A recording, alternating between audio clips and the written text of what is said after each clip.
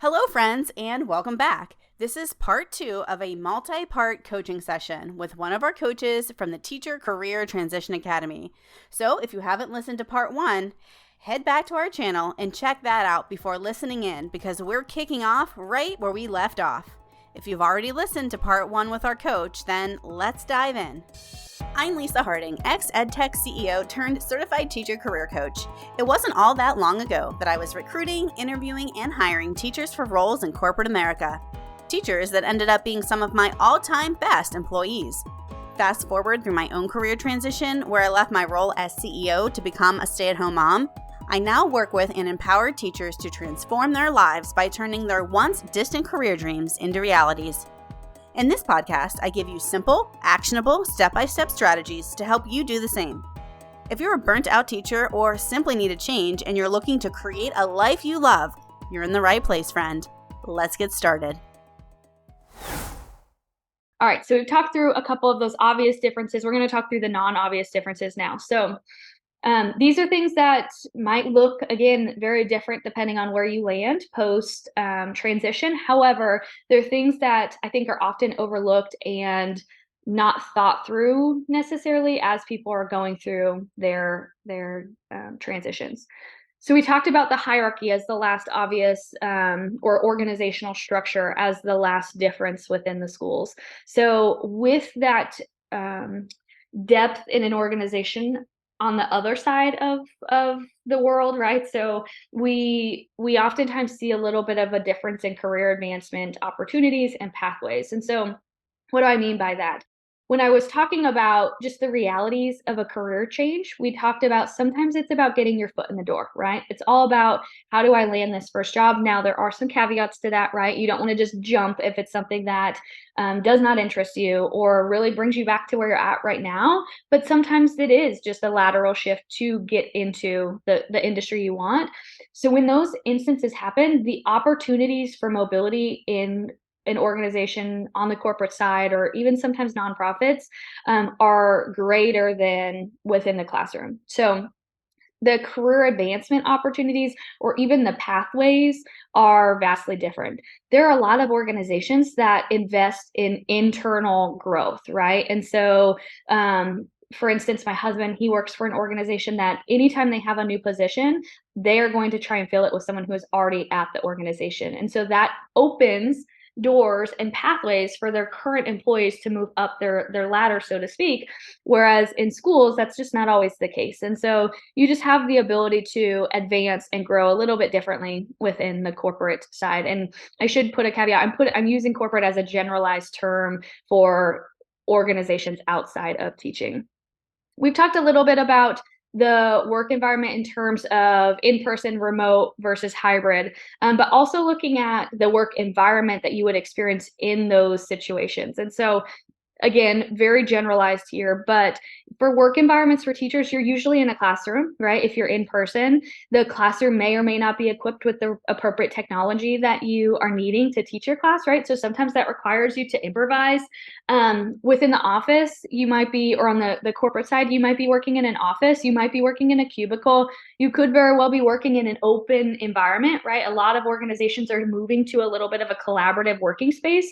So that way you can increase engagement across departments and co-working and all of those things.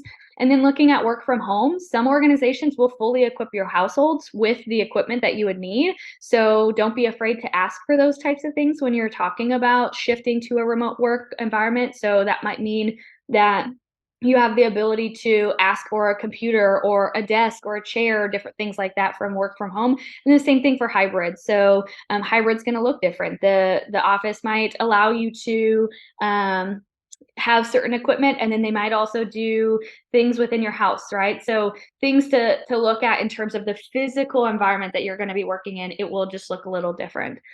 And then work culture. So I put casual versus business professional on the slide deck, but this is more than just dress, right? So yes, you might experience some of those presentation pieces, but depending on the type of organization you work for, there might be a very casual demeanor within there. There could be a very casual communication style, right? So a lot of those collaborative communication programs like Microsoft Teams or Google Chat, those types of things, that might be how they choose to communicate. Everything else might be very formal, where you're sending emails and you are approaching it from a very business mindset in terms of the culture. So again, that physical environment and the culture that resides within that environment are going to look different based off of where you choose to embark outside of the classroom. I tend to say education is a more casual environment, right? Where you're very collaborative across teachers. You might have your own teaching team. You are in communication with teachers, both just in passing, but then also maybe through some digital measures. So just looking at what the culture is. And a lot of that I encourage you to decipher and ask, one in the job description and reviewing those, but then also looking in terms of reviewing or in your interview process, asking what is the culture within the organization, and really trying to shed some light on those pieces.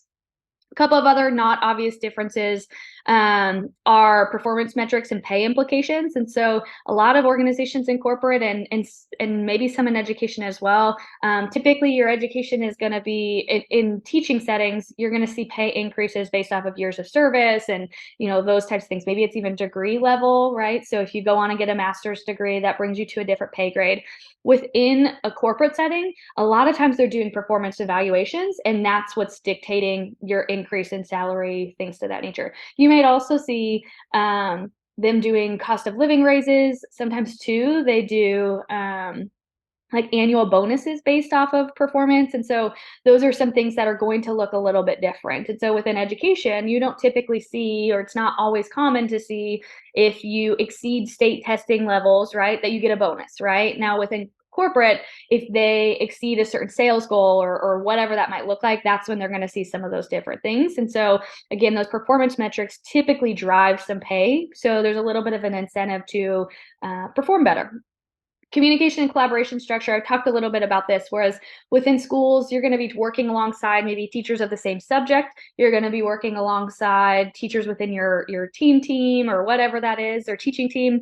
But within corporate, you're probably going to be working across departments. You're going to be working maybe with IT, whereas then within the IT department, IT is working alongside their team. And so it all is going to look a little bit different based off of how it translates into the work and in the environment that you're in. And so it's important, I think, to really look at those pieces as you are, one, evaluating a career change, like what is it that you want, but then also as, again, you're going through that interview process.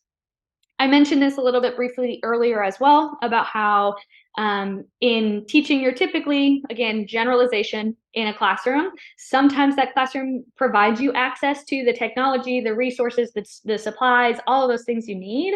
Whereas sometimes you don't have those things, right? Sometimes you're teaching a computers class and you're teaching computers or teaching with computers from X years ago, right? So within the corporate world, there's oftentimes a little more access to technology and resources. And so you have the ability to really be more efficient in your work, right? You might not have to be as innovative in how do I teach this lesson on something that is teaching our current structure or our current environment of technology without the appropriate access. Now that's not always the case either, right? And so thinking about, if you have the access to the resources, how can you leverage those to be more successful? So in the interview process, again, I recommend asking those types of questions about the resources that they have within the organization to supplement roles, et cetera. So there's oftentimes, though, a little more access to some of those pieces. All right, so I've talked a little bit about the obvious differences, the not obvious differences. So now we're going to dive into just some tips and tricks as you are going through this consideration to shift into a new career, and as you, I would say, from this point, start to embark on that exploration process. So a couple of tips and tricks. Number one, I think it's super important to ask people questions, right? There's no such thing as a stupid question. I think we learn a ton through sharing stories. And so asking questions of those who maybe used to be in your school, who have left and transitioned, or you see people in the Learn World group all the time talking about their transition or posting about their transition. Tap into those people. Those people have been in your shoes. They're at that place, or they've been at that place from where you are at right now. And so ask them questions, build your network, do your research, and don't be afraid to tip your toes in. We're going to talk through each of those.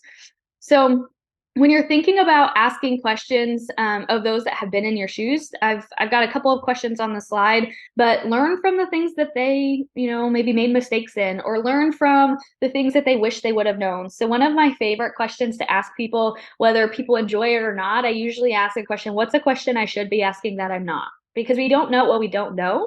And I think it's important that we recognize that, and we recognize that that person that I'm talking to has wisdom, and they have experiences that I don't have, but I can still learn from those. So, couple of questions. What made you decide to transition to this career? If you're on the fence about one or the other, or maybe you're still stuck on what exactly you could do, I think that's a very powerful question.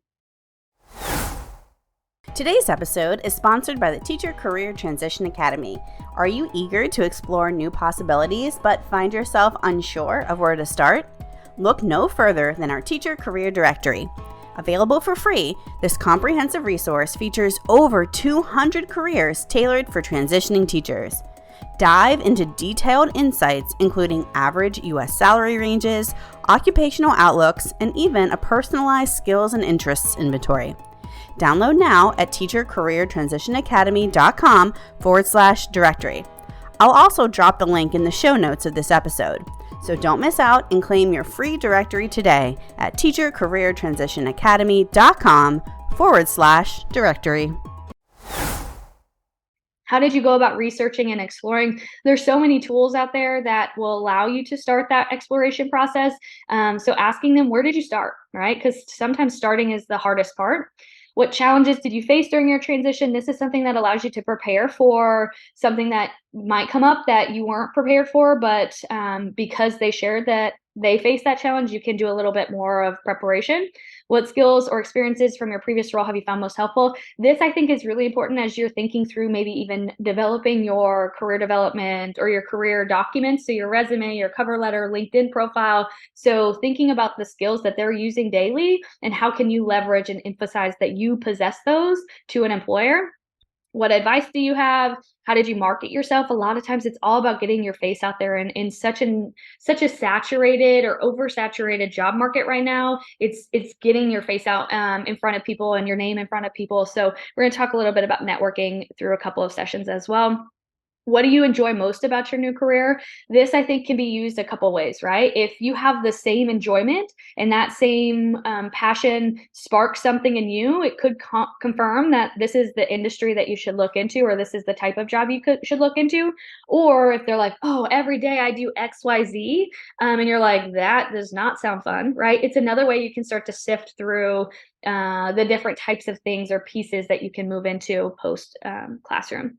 And then what do you wish you had known before making the transition, right? And so this, I think, is extremely important when you're thinking about, again, those unknowns that pop up. So I talked about those obvious and not obvious differences. Those are just scratching the surfaces. There's probably a lot more out there, but you don't know them until you're in the situation. And so this is something that someone can use. I put a little screenshot of the Facebook group because there are a lot of members in there that are in this same journey, this same process, and we can all learn from one another. All right, building your network. So I've put a couple of things on there, but we've got a LinkedIn session throughout this presentation or through the curriculum. And so I encourage you to get on LinkedIn. It's a great way to start to introduce yourself to those in the field, begin to build your network. But you want to make sure that you have a good, strong, solid profile. You've got the Career Transitioning Teachers Learn World Facebook group. That is a great resource, right? Because everybody in there is again, going through the same thing. They are willing to help, and you've got some good experts in there.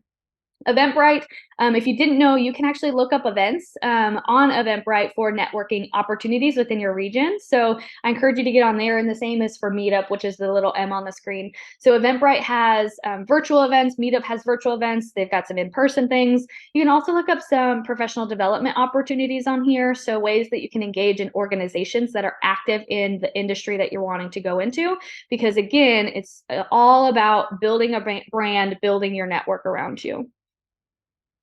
All right, do your research. We've talked about asking questions of those that, have been in your transition before, but a couple of other ones, conduct informational interviews. So that's pretty much that, but it's going to be more tailored to tell me about the work you do every day. Tell me about a task that you're doing or a project that you completed or things to that nature. So you really get an idea of what it is that the person is doing day to day so that you are fully aware of what's going on in the workplace. Attend industry events, conferences, and join professional organizations. So I talked about the networking sites, so Eventbrite and Meetup. LinkedIn has some events on there as well. And so do that, right? It might be uncomfortable, but who's to say that when you're at those things, you don't meet your next employer, right? So attend those types of events, start to become aware of industry trends. So I'm going to skip down to the bottom. So there's a lot of ways you can do that. You can read, you can listen to podcasts. I have recently dove into ChatGPT, which is the logo over here, but you can easily just chat GPT and say, what are trends happening in X industry? What are things that I should know about? You can ask ChatGPT to send you links to news stories or updates or different things to that. So if you're not sure where to start, that's a great way. But there's podcasts out there. There's things within, different news apps that you can filter to different industries. So reading up, listening to those things will help you be aware of the happenings in the industry. And then take courses. So take things that are free, take things that are maybe short so that you can start to just do a little bit of exploration and you can figure out what it is that you like and what you don't like. Because again, you don't want to embark on a full-on journey and shift without doing some of this and then be back to this point whenever you actually land that job and you realize it's not at all what you thought it was going to be. All right, and then the last tip that I have on the screen is to don't be afraid to dip your toes in, right? So at the very beginning, we talked about all of the things that maybe were a little negative, right? So we started a little downer. But I think some of the best advice I've ever been given professionally is to just try, right? To just take the leap. Change is scary, but change can also transform where you're at in life. And so when I think about the big changes I've personally made, specifically when I went into my first professional job, I was scared. I didn't think it was what I wanted to do. I didn't really know if it was what I wanted to do. It was different than what I had planned on doing, all of these things. And someone just said, jump. That's literally what they said. They said, just jump. And I was young, naive, and I thought, okay, what's the worst that could happen, right? So I did, and that is how my career has pushed off. And so I think that oftentimes that's what we need to know, right? Or what we need to hear is it's okay to just do it. And you'd be surprised the things that come from that. So I will close with that. I encourage you to really think through, reflect, dive deep. Thanks. Well, friends, that concludes another great coaching session with one of our coaches here at the Teacher Career Transition Academy. You can find more great coaching from this coach and all of our other coaches within the Academy. There are pre-recorded coaching sessions and live coaching options available to help you on your journey. If you want to learn more, I'll drop a link to the Academy in the show notes. For now, stay tuned to our channel for more great content to support you on your teacher career transition. And remember, friends, the journey is just the beginning. Embrace the adventure.